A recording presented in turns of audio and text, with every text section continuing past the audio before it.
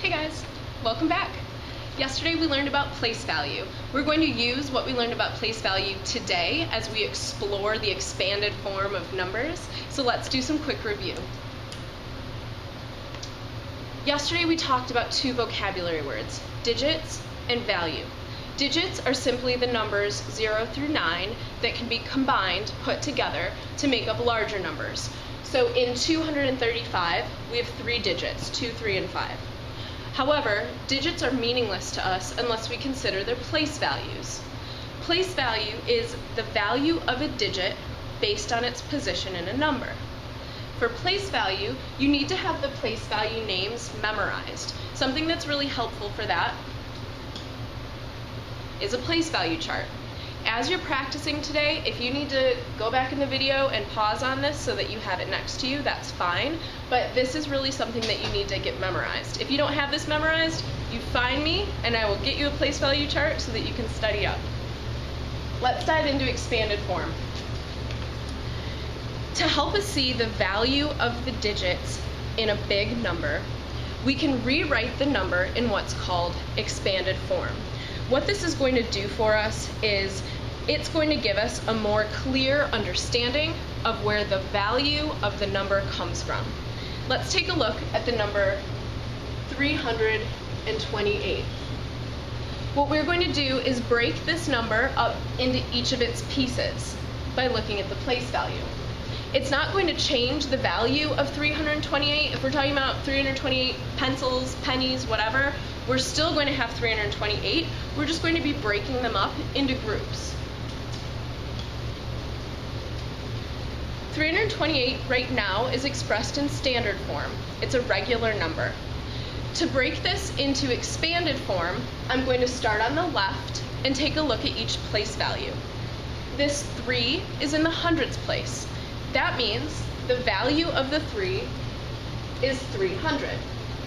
However, I don't just have 300, I have more. I have 328. So I'll move next door to the 2. The 2 is in the tens place. And as you remember from yesterday, if you have 2 tens in your hand, you have $20.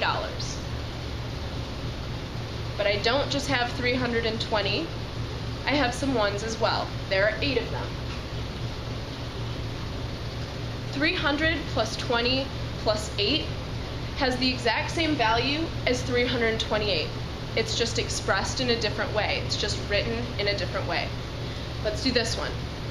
To break this number into expanded form, start on the left. This number, 6, is in the hundreds place, which means the value of that digit is 600. The 9 is in the tens place. I have 9 tens. 9 times 10 is 90. So I have 600 plus 90 plus 2 ones. Let's do a big one. Again, start from left to right. This 4 is in the 10,000s place. If you have 4 10,000s, that's 40,000.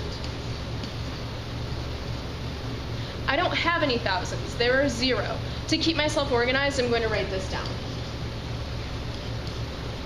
My 5 is in the hundreds place, so that means the value of the digit 5 is 500.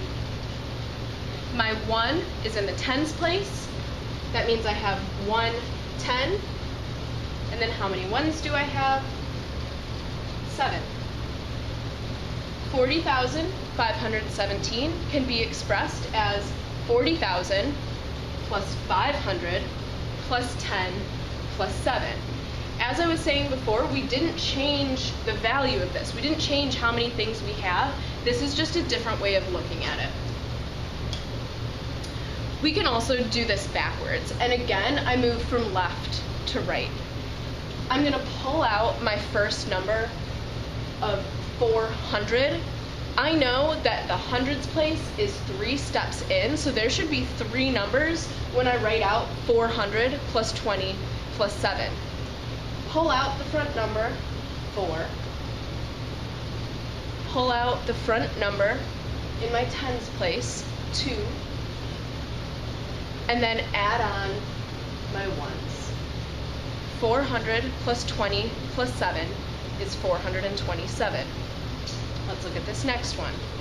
5,000. I pull out the front number, 5. Move next door, pull out the front number, 4, 2, 9.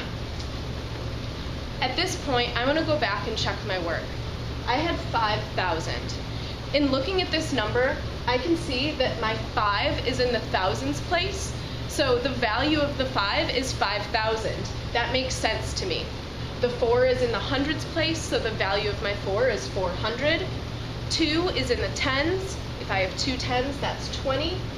And 9 is in the ones place. If I have 9 ones, that's 9. Take a look at this one, however. If I just pull out the front number, then what I end up with is 718. That doesn't make sense because what I told you before is that the value of my numbers aren't changing. I'm just writing it out in a different way. If I'm starting with 7,000 and adding more to it, it doesn't make sense that the number I have at the end would be smaller than 7,000. So let's see where I made my mistake. I know I have 7 thousands. Cross that off. I have 7 thousands. The thousands place was 4 steps in on my place value chart. So that means there need to be 4 numbers in my answer. 7 would be in the thousands place, so that's 7,000. 10 is going to be in the tens place. That's going to be 110. And 8 is in the ones place. That means the number that was left out was from the hundreds place. If I add 7,000 plus 10 plus 8, I'll end up with 7,018. That might be the only thing that's tricky about this, is making sure that you pay close attention to the value of the digits and making sure that your answer makes sense. If you have a number smaller than that first one and we're adding, it doesn't make sense. Let's try to keep the brain active and make sure that we're always going back and checking our work.